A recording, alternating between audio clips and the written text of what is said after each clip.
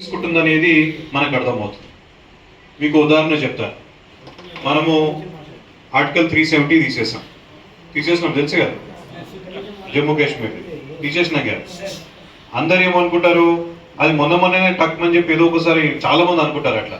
అప్పటికప్పుడు ఏదో నిర్ణయం తీసుకొని అమిత్ షా గారు ఒకటి పార్లమెంట్లో బిల్లు పెట్టి ఆర్టికల్ 370 తీసేశారు. లేదు, ఆర్టికల్ 370కి వ్యతిరేకంగా 1950 నుండే దాని మీద మన పార్టీ కంటే ముందు ఉన్నటువంటి జనతా పార్టీ జనసంఘం ఆర్టికల్ 370ని పెట్టకూడదు, తీసేసేయాలి అని దానిపైన మన కాన్స్టిట్యూషన్లోనే ఉన్నారు.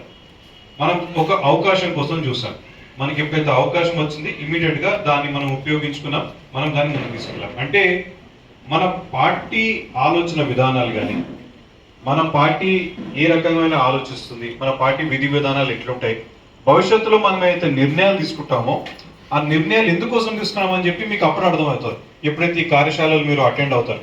ఇవన్నీ ఎందుకు కీలకం అంటే, రేపు పొద్దున మీరు ప్రజల్లోకి వెళ్ళి మీరు మాట్లాడినప్పుడు చాలా మంది చాలా సందర్భాలలో వివిధ ముఖ్యంగా ఈ కమ్యూనిస్ట్ పార్టీ వాళ్ళు, ఈ కాంగ్రెస్ పార్టీ వాళ్ళు, టిఆర్ఎస్ పార్టీ వాళ్ళు కూడా మన పైన వేసేటువంటి ముద్ర ఏంటి, దయచేసి